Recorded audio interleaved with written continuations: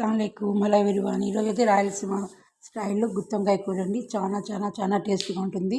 మా అమ్మ అందరిలాగే చేస్తారు. మా ఇంట్లో పిల్లలు కూడా ఈ విధంగా చేయడం చాలా ఇష్టం అండి. గుత్తొంకాయలు అయితే ఈ విధంగా కోసుకొని మసాలా నింపుకోవాలండి. పెద్దవైతే 6 భాగాలుగా కోసుకోవాలి. ఒక పెద్ద సైజు ఉల్లిగడ్డ అంతా చింతపండు నానబెట్టుకున్నాను. 1 స్పూన్ మిరియాలు, 1 స్పూన్ జీలకర్ర, 1 స్పూన్ ఆవాలండి, ఒక ఎర్రగడ్డ అండి, కరివేపాకు, 3 టమాటాలండి, కొంచెం కొత్తిమీర అండి. నేను మసాలాల్లో అయితే ఏమేమి వేసానంటే ఎండు కొబ్బరి అండి, పల్లీలు, కొంచెం నువ్వులన్నీ వేయించుకున్నాను, ధనియాల పొడి, మిరప్పొడి, ఉప్పు, పసుపు అండి, అంతేనండి. ఉప్పు కడాయి పెట్టానండి. ఒక 4 చెంచాల వరకు నూనె పోసాను, ఎందుకంటే కొంచెం ఆయిల్ ఉంటేనే బాగుంటుంది కదా నూనె వంకాయకి. ఇప్పుడు పోపు దినుసులన్నీ వేసానండి. అవి కొంచెం చిట్టుపట్లాడంగానే ఎర్రగడ్డలు వేసేసేయాలి. ఆనియన్స్ వేసి వెంటనే కరివేపాకు కూడా వేసుకొని వేయించుకోవాలండి. ఎక్కువగా ఎర్రగా రావాల్సిన అవసరం లేదు. 1/4% ఎర్రగడ్డలు వేయించుకుంటే చాలండి.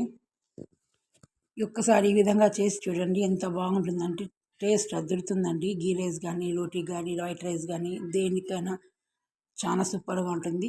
మా ఇంట్లో అందరికీ ఇష్టం అండి. ఈ విధంగా వేయించుకున్నాక 1 స్పూన్ అల్లం వెల్లుల్లి పేస్ట్ కూడా వేసుకోవాలండి. మొత్తం పచ్చివాసన పోయేంత వరకు మీడియం టు లో పెట్టుకోండి. హైలో పెట్టినామంటే మాడిపోతుంది. మొత్తం ఆయిల్లో పచ్చివాసన పోయేంత వరకు అల్లం వెల్లుల్లి పేస్ట్ని వేయించుకోవాలి. తర్వాత మనం కట్ చేసి పెట్టుకున్నాం కదండి మసాలా పెట్టి వంకాయలు, అవన్నీ వేసేసుకోవాలి. నేను 1/2 kg వంకాయలు తీసుకున్నానండి. ఇది ఆయిల్లో మొత్తం అల్లం వెల్లుల్లి పేస్ట్ ఎర్రగడ్డతో ఆయిల్తో మొత్తం కలిసిపోయేట్టుగా మనం కలుపుకోవాలి. మీడియమే పెట్టండి, మంట ఎక్కువ హైలో పెట్టద్దండి, మరి అది టేస్ట్ మారిపోతుందండి వంకాయది.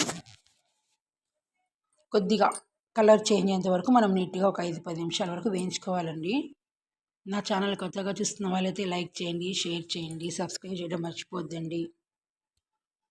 ఈ విధంగా బాగా నీట్గా వేయించుకోవాలండి. మనం వేయించే దాంట్లోనే ఉంటుందండి ఏదైనా కూడా. మనము కొంచెం సిమ్లో పెట్టుకోవాలండి. సిమ్లో పెట్టుకుని వేయించుకున్నామంటే మనం నీట్గా వేగుతుంది. ఇప్పుడు మసాలా ఉంది కదండి, వంకాయలో పెట్టిన మిగిలిన మసాలా మొత్తం వేసేసుకోవాలి. కొంచెం కూడా వేస్ట్ చేయొద్దండి, ఎందుకంటే చాలా రేట్లు ఉన్నాయి కదండి. మొత్తం వేసి బాగా నీట్గా ఒక 5-10 నిమిషాల వరకు నీట్గా కలుపుకోవాలండి. ఎందుకంటే అవన్నీ పచ్చివాసన పోయేంత వరకు బాగుంటుందండి.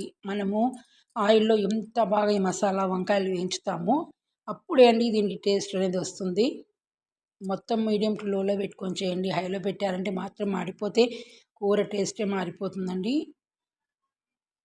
తర్వాత నేను కట్ చేసుకున్న టమోటాలు ఉన్నాయి కదండి, అవి కూడా యాడ్ చేసేసుకోండి. అవి కూడా యాడ్ చేసుకొని బాగా మసాలాలో కలిసిపోయేటట్టు కలపండి. ఇప్పుడు మాత్రం సన్న సిమ్లో పెట్టుకోండి. చూడండి ఆయిల్ కూడా సపరేట్ అవుతుంది, అంటే మసాలా వేగింది. ఇప్పుడు టమోటాలతో పాటు కూడా నీట్గా వేగాలి కాబట్టి బాగా కలపండి. 5 నిమిషాల నుంచి 10 నిమిషాల వరకు బాగా మసాలా అనేది వేయించేసుకోండి టమాటాలన్నీ. తర్వాత మనకు తగ్గట్టు పులుపు అనేది 1 గ్లాసు చింతపండు రసం అయితే వేసానండి. వేసి ఒకసారి పెద్ద పొంగు రానివ్వాలండి, బాగా ఉడకాలి. ఒక్కసారి హైలో పెట్టండి. ఈ స్టేజ్లో హైలో పెట్టారంటే బాగా ఉడుకుతుంది కదండి, గ్రేవీ ఉడుకుతుంది. దానికి తగ్గట్టు నేను ఇంకొక 1.5 గ్లాస్ వాటర్ కూడా యాడ్ చేస్తాను. 1.5 గ్లాస్ అంటే మొత్తం నేను 3 గ్లాసులు వాటర్ యాడ్ చేశానండి.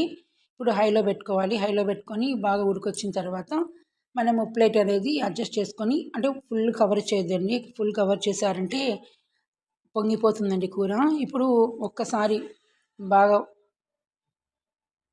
కూర ఉడికేటప్పుడు మనము మీడియం పెట్టుకోవాలండి మంట. ప్లేట్ అయితే ఈ విధంగా అడ్జస్ట్ చేసుకొని కొంచెం ఓపెన్గా పెట్టుకోండి. చూడండి ఈ విధంగా వస్తుంది కూర. చూడండి ఎంత బాగుందో, ఆయిల్ సపరేట్ అయిపోయింది. చాలా టేస్ట్ ఉంటుందండి. ఒకసారి ఈ విధంగా ట్రై చేయండి గుత్తొంకాయ కూర. మీకు ఎలా ఉందో నాకు కామెంట్లో తప్పకుండా చెప్పండి. కొత్తిమీరతో గార్నిష్ చేసుకోవాలి. కొత్తిమీర వేసుకుంటే ఇంకా దాని టేస్ట్ ఇంకా అదిరిపోతుందండి.